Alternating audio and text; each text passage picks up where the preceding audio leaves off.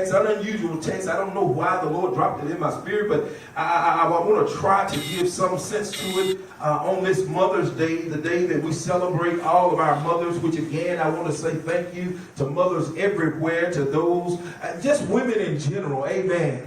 Because even though he created all women, sometimes he did not permit their womb to be opened up or loose, amen. So some are barren, but I'm here to tell you, even if you don't have a blood child, you can still be a mother to somebody's child. Amen. Hallelujah. So we thank you for all of your contributions. We thank you for who you are and for what you do. Amen. So on this day, I want to try to make sense of this text that says, God is in need of an empty vessel. When I began to think about it, I noticed most preachers began to preach this text from the standpoint of Elijah and all of the opportunities that God had afforded him that he may become the prophet of God that God needed in times of trouble. Remember, Elijah is the one who God sent to meet King Ahab and Queen Jezebel on Mount Carmel. Elijah is the one that God had to prepare for this great battle. And in the midst of preparation, God said, I need to strengthen you. So go by a brook. I'm going to send a raven to feed you by day. And I'm going to send the water there to provide thirst to you by night. So Elijah did so, and he was strengthened in the Lord. But one day, the raven flew away. And the next day, the brook dried up.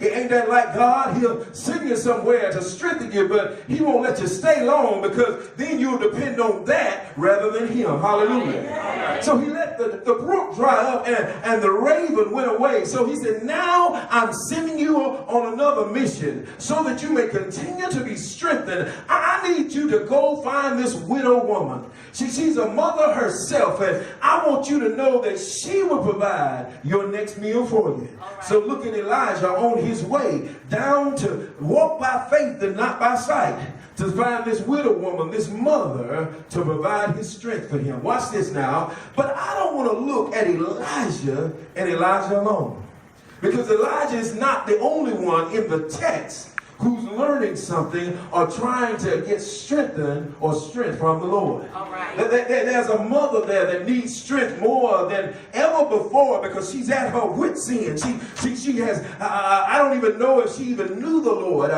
because she confronted Elijah and said, your God, and your Lord. So I don't even know if she really knew who God was. Well, but what I do know is God got a message to her somehow, some way. And she knew that she was going to be the conduit to actually move God's will across onto Elijah.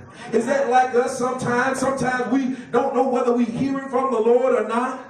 But God is waiting on somebody in here to be a blessing to somebody else. Come on, somebody. He's waiting on you to be that empty vessel that's going to go out and help some young boy, some young girl to pursue an education, to pursue a life journey, to pursue just knowing him better. Right. But are you willing to be the empty vessel for the Lord? Right. That's the question today. This young lady, she's not even given a name. It just says a widow woman. Yeah.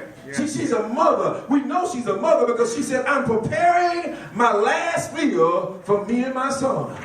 Once we get that meal, we're going to eat it and we're going to die. Yeah. She's already made a plan. Now, that tells me she's a good mother, because she didn't just think about, I can put him up for adoption and hope for the best. She said, I've done all I know how to do. Yeah. I went as far as I known how to go. All right. But at the end of the day, I'm still going to look out for him with the little bit that I got left. Right. In hopes that somehow, some way, God will make a way, whatever God I'm worshiping. But at the end of the day, if not, I've done the best that I can with what I had. Come on, somebody. Is there anybody in here who's done the best they can with what you had? Now, I'm not talking about those, those folk who got it going on like popcorn. I'm not talking about you who got money in the bank. I'm not talking about you who drove up in nice, fine cars and you don't have any troubles in the world. I'm talking about those of you who got a few struggles in your back pocket. Oh, yeah. Those of you who don't know whether your children are yet saved or not. I'm talking about those of you who are still struggling and praying for your young ones to know Christ better. Come on, somebody. I'm talking about those of you who are doing the best you can with what you got. I'm not talking about those of you who know that you know what you know and you're not worried about anybody else. I'm talking about those of you who put your hand in God's hand and said, if it's going to happen, it's going to happen by the will of our God. I don't see it yet, but God said that it can happen, so I'm waiting and depending on him. That's who I'm talking to today. I'm talking, that's the widow woman. That's the one who's caring for her child even unto death. But we want to talk about her today, how she's a special mother. Now I was looking at mothers because it is Mother's Day, and this young lady by the name of Julie Son said it this way: mothers are not special because they gave birth. Come on. Because there's some mothers who give birth that ain't worth a hill of beans. Y'all don't want to hear me. Mothers aren't special because they're perfect. Because there's some mothers who made some mistakes. Amen. We've all sinned and fallen short of the glory of God. The mothers aren't special because they provide everything that we desire. Because there's some folk who got it like that, and they can give you anything and everything you ask for. It don't mean they love you anymore. Mothers aren't special because they're beautiful. Amen. Even though all of y'all are beautiful, you do know there are some mothers who... Okay, all right. Mothers aren't special because they make every meal from scratch and they knit wool socks or warm scarves. Because if that was the case, my sister would be in trouble because she can't knit nothing and she can't cook either. Hallelujah. None of this makes you a special mom. None of this makes you a special mom, but you become a special mother. Mothers are special because you're always there when we need you. Come on, somebody. Ain't that just like a true mom? Hallelujah. You know your child is, in trouble and they done wrong, but you still right there. All right. Some of you lie for your child. Not my baby. Yeah. Knowing good well okay, all right. Mothers are special because they're willing not to let go even when it hurts. Come on, somebody.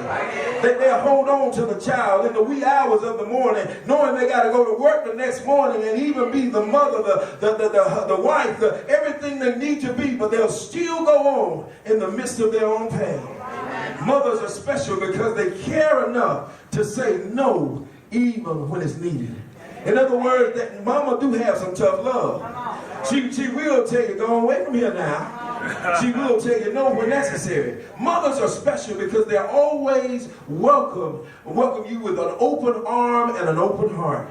In other words, I don't care where you find yourself in life, she may tell you off, she may even beat you, but then she'll hug you and she'll love you back to heaven.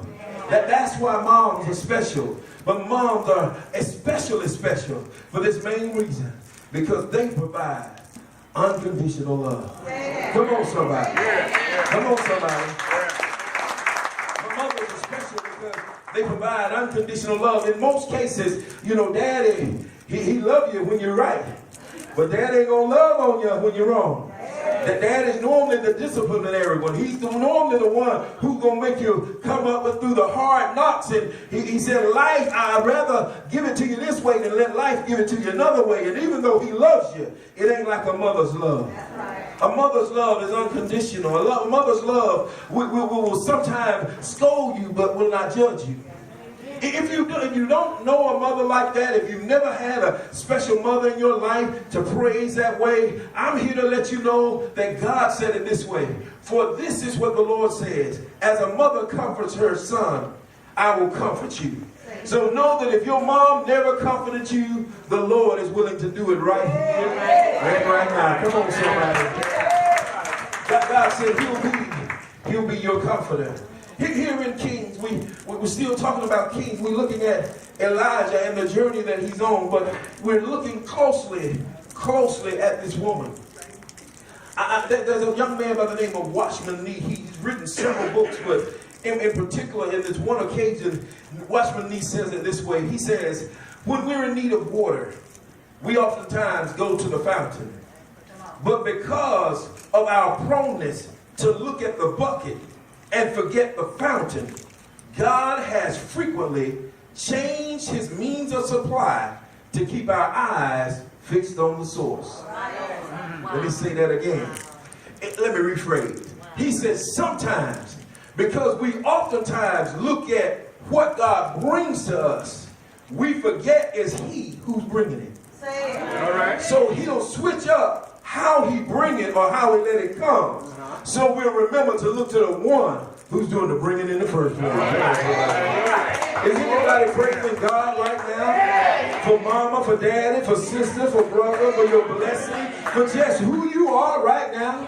That's the whole key in the middle of this text, because even though God was allowing this widow woman to show up and to bless Elijah, God really wanted to get the widow woman's attention so that she would worship him. Is there anybody in the house today who needs to worship God? Is there anybody in Oak Grove today who needs to find him and know him in a new way, in a different way, in a way that'll keep you even when everybody else has turned their backs on you? Come on, somebody. Is there anybody in here who feel like they're all alone, that they've been casted aside? I'm here to let you know that God is still there. He may not come when you want him to, but he's always right on time. He may not even come the way you want him to come, but he will deliver right on time. Right here, he'll change up how he supplies it. The supply was the raven and the brook to brother man Elijah. But God says, no, I'm going to send you now a supply by way of a widow woman, by way of a mother who's at her wit's end. Matter of fact, she know you coming. She knows she got to feed you. But this is the catch. She don't even know how she going to feed herself. Amen. Has anybody found themselves in a worship spot where you know you got to go to church and help other folks see God, but you don't see him your own self? See, somebody ain't with me today. You had to go and help serve somebody else who was grieving, but you ain't got over the grief yet yourself. Come on, somebody. You had to go and help somebody else out. But truth be told, you know you needed help more than they needed help. This widow woman was in a predicament. She was in a position where really she should have just went ahead and said, go away from here. Me and my son gonna eat and we gonna die. But God says, no, I need to find an empty vessel. Because an empty vessel I can use. Let me go ahead and summarize it and get to.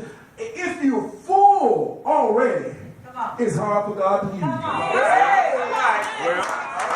Some folks want to always talk about how they feel sanctified and feel with the Holy Ghost. But truth be told, sometimes God can't use you. Because you'll think it's your strength instead of God's strength. So he's looking for that humble person where even when he fills you up, you're in a hurry to get rid of what he gave so he can fill you up again. Come on, somebody. That's what motherhood is all about. My mother can obtain all she wants to obtain, but at the end of the day, she's still pouring out to her kids. She's still pouring out to her husband. She knows that they have a need, but she knows that God will supply all her needs. So that's why she can get up and do what she do. That's why she can pour out and give her last. She's not afraid that it won't come back to her. She knows that the God that she serves will make. Doesn't mean that she was a child of the king. Matter of fact, if you look at 2 Chronicles 36 and 22, it says that in the year, the first year of Cyrus, the king of Persia, that the word of the Lord by the mouth of Jeremiah might be fulfilled. The Lord stirred up a spirit in Cyrus, the king of Persia, so that he made a proclamation throughout all the kingdoms also, and put it in writing and in saying, meaning that he didn't know nothing about God, but God stirred up a spirit on the inside of him, which caused him to obey the perfect word of God. What am I saying? That's some folks all around you. They talk like they saved. They act like they saved. But truth be told, they just might not be saved. It might be God stirring up on the inside of them something to get his work accomplished. Now that's not saying much for the church then. Because if God got to use somebody who don't know it, why isn't he using us? Oops, there you go. Well, why isn't he using it? Maybe he's looking for an empty vessel. Maybe even though they're outside of the word and the will of God, he's looking looking for somebody who's empty enough that can be used by him. I'm asking you today, are you an empty vessel? If he could use King Cyrus, then he could use anyone. Here he uses a widow woman. The widow woman spoke of Jehovah. In other words, she said, the Lord of your God. But it does not mean that she was a believer of our King. Here in the text, she could easily discern the stranger speaking into her as being a Jew. But even this wasn't evidence that she was a believer.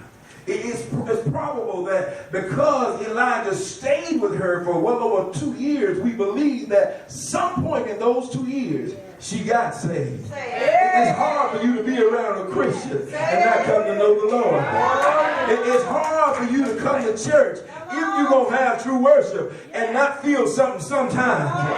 It's hard for you to come in and say, I want to be a believer in the midst of God's people, and you don't come and believe what God has said. So, come on, somebody. So we believe she eventually got saved, but the woman's assets were few. The woman only had a little bit of oil in a flask. She only had a handful of barley in a large grain jar. And then she just had a few sticks she had been collecting before she ran into Elijah. Because remember, her plan was simple. As a mother, she's always plotting and planning. How we going to make it? How we going to get through? She said, I'm collecting these sticks so I can make a fire, so I can mix this oil and this flour, make a cake, so me and my son can eat it, and we can die. She was willing to give what she had, because you remember, he said, give me some water. She got ready to go get the water. Isn't that like mama? Mama always gives what she got. Somebody need 2 eggs, send sister 2 eggs. Somebody needed some sugar, said go get some sugar. She was willing to share what she had. But when it came down to that unconditional love she had for her son, she said, I got a plan. We're going to collect these sticks, make us a fire. We're going to take this oil and we're going to take this flour. We're going to make a cake. We're going to eat it, and we're going to die. She didn't have much, but Elijah's assets were greater. Elijah had more, even though he was asking her for all she had. So what did Elijah have that was so great? The promise of the Lord. I'm here to let somebody know in here today, if you got God's promise, then you got more than you'll need. If you got his promise, that they that wait upon the Lord shall renew thy strength. You can mount up on wings like an eagle. You can run and not be weary. You can walk and not faint. You got more than what you need. And if you have his promise that said, if you'll just humble yourself and pray, seek God's face and turn away from your own wicked ways, God promised to hear from heaven, forgive your sin, and to heal your lands. In other words, make everything all right. If you got God's promise in your life, you got more than what you need. Elijah had the promise of the Lord. What did the widow woman, the mother, need? She needed the promise of the Lord. So Elijah gave her God's promise that neither the jar of grain nor the flask of oil will be used up before the end of the drought and the famine. God will one day send the rain. But until he sent the rain, he would continue to provide bread for them, and God did. God sent a blessing to this fearing woman. He sent blessings to one who was just obedient to his command. He sent what she needed in the time of her need to strengthen her, to secure her, and to save her. That's right. Because you got to know what God was doing in the midst of that moment was he was actually saving the family. Come on. There was no husband, remember? The husband had died. If the wife of the widow could not provide, the mother could not provide anymore for her son, then he too would die. The son had the seed to keep the family going. So if the son died, then the family died. So God said, I need to have a promise to secure the seed so that the family could continue. Come on, somebody. Sometimes we don't understand what God is doing and why he's doing it the way he's doing it. But all we need to do is rest in the promises of God, knowing that he's getting ready to save us in our situation. In our modern society, we have credit cards and things of convenience such as shopping. You know, you don't even have to go shopping no more. You just look online, tell them what you want, drive in the parking lot, they put it in your car, you drive back home. Now you got to pay them first, but then you drive back home. You don't have to go in a store, you don't have to see anybody other than the person bagging it, putting it in your car, and you go about your business. But if you bad, you can even call online, put it online, they'll send it by way of drone. Drop it off on your front yard. You go out there, pick it up. You ain't got to see nobody. Come on, somebody. We got all these conveniences. But we sometimes in the conveniences remember or forget actually how we got blessed in the first place. Don't you know that that's where we are today in life? Our mothers aren't even valued the way they ought to be valued. Because we've gotten so technology savvy that our kids don't talk to mama no more. They text them. Sitting in the same room texting mama. Y'all ain't talking to me. They're sitting right in the same room and they sending her a text. My son used to get mad when he'd be in another room and I called him into my bedroom and he said, yes sir. I said, hand me that remote. Y'all don't want to hear me. Now they've got so technology savvy that they just text. They tell you what they want without any real conversation. So we've lost the promise of God. We've lost the respect and the honor that children once had for their mothers and their fathers. Remember God said, if you would honor your mother and your father in the Lord, that your days will be long. So truth be told, the promises of God to our young folks in this generation, because they're not honoring their mother and their father, their days are being shortened and we don't know what to do about it. Yes, you do. You teach them how to respect, honor their mother and their father. And you secure them through the promise of God that their days might be long. I'm here to let you know that he's trying to get even the widow woman to understand that she has a promise waiting on her through the Lord. It comes to us very simply, very, very, very simply. As Elijah said it, he said, give me what I asked for, because I'm not asking for myself. I'm giving you the promise that God has already given me to give to you. So what is the lesson that we need to learn? The lesson that we need to learn is that we ought to be empty vessels. Willing to give what God has said give. And if we do, he'll never let us run out of anything.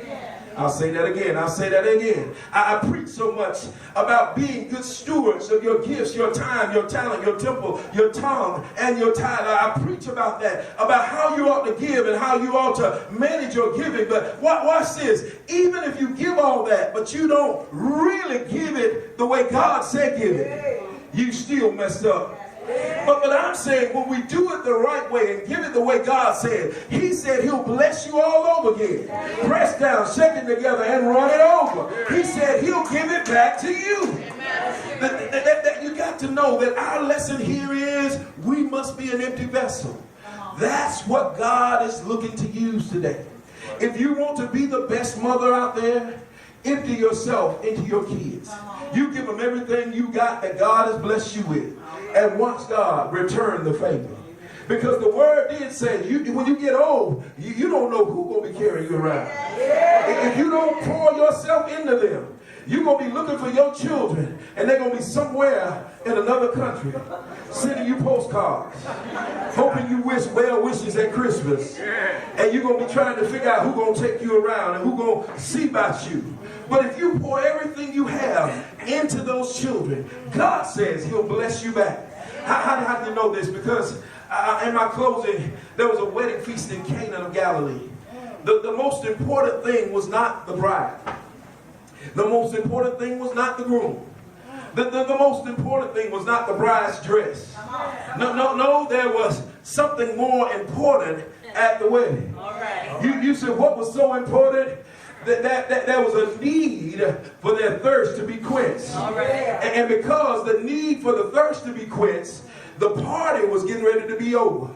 The wedding, the celebration was getting ready to end earlier than expected. So what was so important that could bring life back to the party? Rest assuredly to know that what was so important was some old empty water basins. In other words, they had all the food they needed, but the water ran out. They had the bride and groom, so they still could do the marriage ceremony. But what ran out was the wine. Yes. See, some of y'all looking at me strange, like, what are you doing talking about wine in the church? I'm not soliciting anybody to go out and get drunk. I'm not soliciting that you even go out and drink.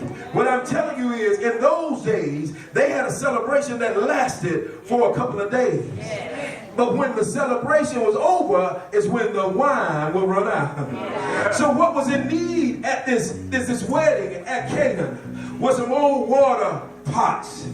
And the problem here is that they were looking everywhere for some water pots. And it was Jesus' mother who said, go see Jesus is about the matter.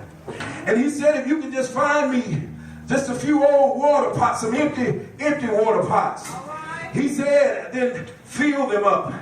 And when you fill them up, Jesus is going to do a mighty thing that will prove that he is the Son of the living God. He said he can only use empty water pots. So don't bring him some that has already been filled. He needs to use some empty water pots. Just like I'm telling you here in Oak Grove today, the Lord can use you when you've been to college. The Lord can use you when you went and got the best job. The Lord can use you when you found success in the world. But the best way that he can use you is when you have a humble spirit.